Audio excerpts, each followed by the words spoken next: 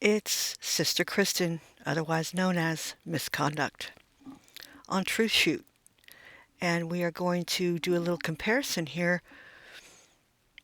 Tennessee Flygirl versus Fly with K to look at the navigation skills. Ladies, we need to work on our navigation skills. I had to have someone prove it to me that I had a terrible sense of direction. So I did work on my navigation skills, and I still continue to work on them. We're going to take a look at Tennessee Flygirl,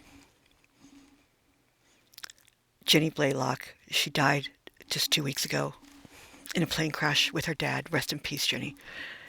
And we're going to also take a look at Fly with K and see what we can learn from these video clips. In the scenic tour,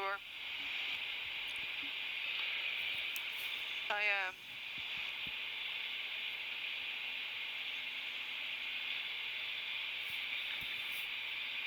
came back around here. At least she realized they're going the wrong direction. So she started to turn back to the left, but she's going to turn too far again and end up heading to the northeast. Now you can see that on the ADS-B data right here. But also if you look closely in the video, you can see the airfield and the image off their left side. So all she needs to do is turn about 45 degrees to the right and she'd be heading in the right direction. But instead, she decided to try the autopilot and watch what happens. On navigation.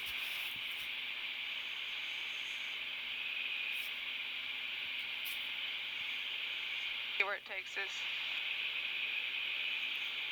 Now don't get me wrong, a lot of people like to use the autopilot, and it's definitely very helpful to use when you're flying in the weather, assuming that you know how to use it. But you should be able to demonstrate an ability to fly the aircraft without the autopilot before you start using it, and if you are using an autopilot, then there should be no doubt in your mind where it's going to take you when you turn it on.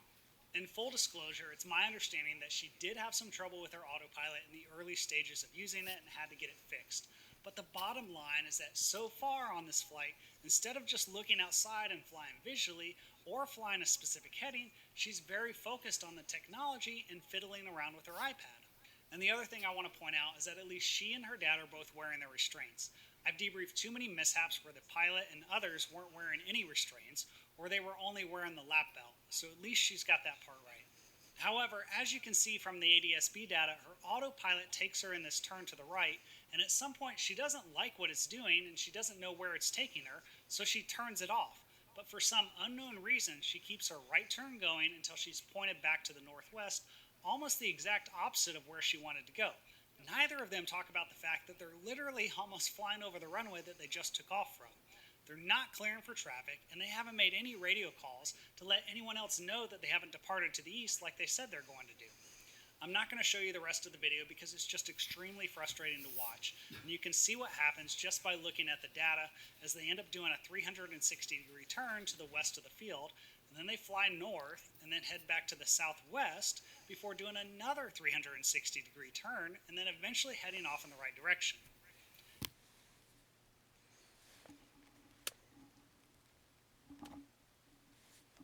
So this is a map of the flight path that she ended up taking.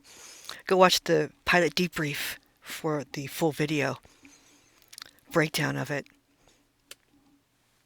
Let's watch another clip. Left some more. Here's Jenny with her flight instructor. The name of this video is Was This Necessary? Let that nose kind of relax on down. Gotta get her a little high. Back to the left a little bit more. Yeah, that big crosswind from the left is making it hard on you. Yeah, it's showing only about 40 degrees off our left now. Keep that left wing down. It opens it up to us, and it really takes us. All right, back to the left. Left wing down. That wing keeps pushing me. Pull up. Higher altitude. Pull up. Get higher. Up to the left. Up to the left. Yep. Pull back. All right, my controls. Let's go visual. I got it. All right, your controls now.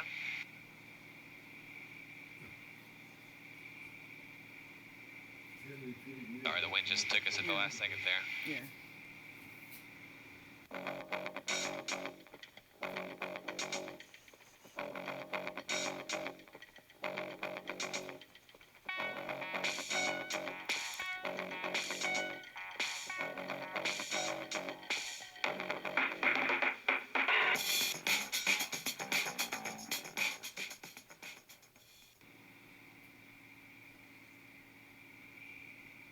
Yep, so as we transition here, we want that keep that left wing down, a little bit of right rudder. Full power as well. Look good, power coming out. We got plenty of runway, take your time. Good, yep, left wing down, right rudder. Right rudder, right rudder, right rudder, right rudder. Right rudder, right rudder. Good. Just trying to help your landing gear. There's that. Now I'm just fascinated. Shit. Shitty shit. That's alright. There's your dad, brought a video out. Yeah, I got it. I got it. It's funny, do you know this guy? That's been my mechanic. Gotcha. They got me on a landing. I'm really pissed, actually. alright. Can't tell. Yeah, I'm just gonna stay angry. I find that relaxing.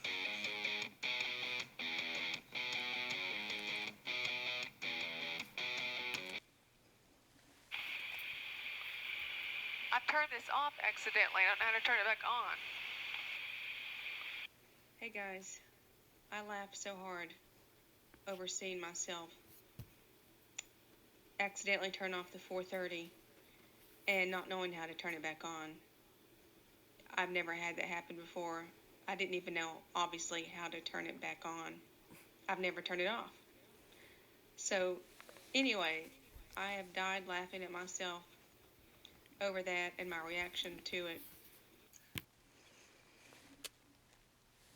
Okay, let's take a look at Fly with K. About icing on this flight because it was 60-something degrees, which was one less headache for me to have to deal with, and I'm going to be flying using my instruments.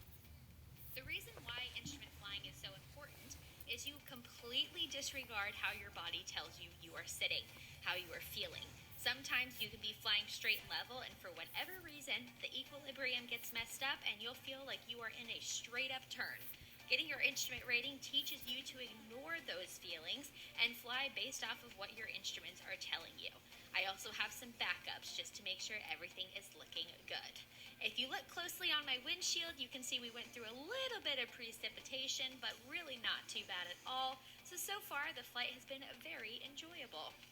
As we continue this descent, you're going to see Pops and I are working together to make sure that we are both feeling safe and comfortable at all times. I'm also still making those radio calls with air traffic control, and if anything comes up, I can easily let them know if I've got a problem or if I need anything else. Here, if you look closely on that iPad, you can see we are briefing our approach plate. This tells me exactly what waypoints to fly to and what altitude I need to be at when I get to them.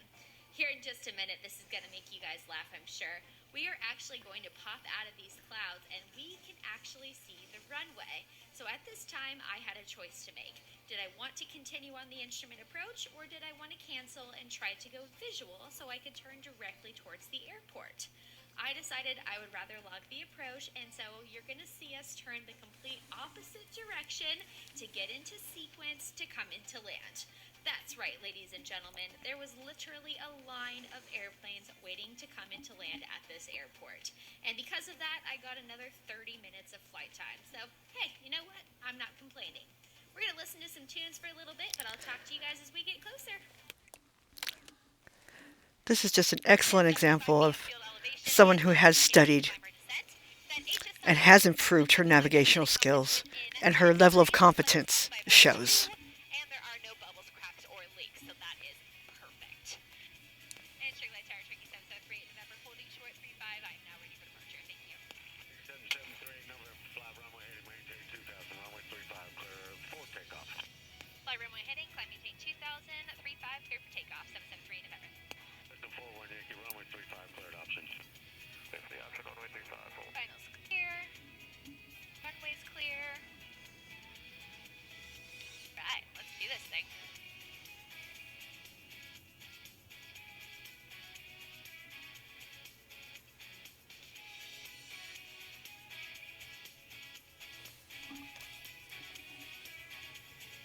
Air center line. Full power. Airspeed's alive. And we'll start that rotate now. Wow, she really wants to fly. She came off the ground quick.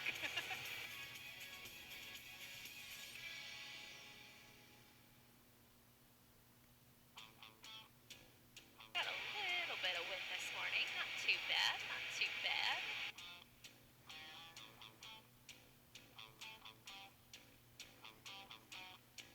All gauges in the green. Fuel flow looks good. Heading 350. And I'm gonna climb a little faster to try to get away from all these bumps. 1,000 feet to go. Got your fuel pump off, fuel pressure's in the green, landing light off. All gauges still in the green. Perfect. 7738 November, contact Houston departure. Over to departure, 773 November. Talk to you soon. Good morning, Houston. Cherokee 773 November checking in, heading 350, 2000. Number 7738 November, Houston departure, radar contact, climb and maintain 3000. Climb maintain 3000, 773 November. We'll climb at 115. It's pretty bumpy, so we'll see what that looks like.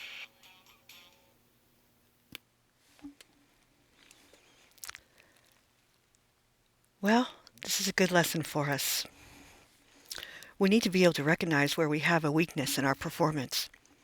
It's okay to laugh at yourself as long as you intend to make sure to fix the problems that kept you from being able to perform more effectively in the past. It is a lesson for us all to study hard, to become competent. Confidence should come from being prepared. We should seek after knowledge and instruction. You can understand anything if you focus your mind with attention to the details until you master your skill set. Go check out the Pilot Debrief channel and go check out the Fly with K channel. And it's just a lesson, ladies. If you have trouble with navigation, go buy a compass and carry it around with you. Start using it. And if you're going to use navigation, engage your navigation devices before you begin your journey. Take care, and I'll see you in the next video.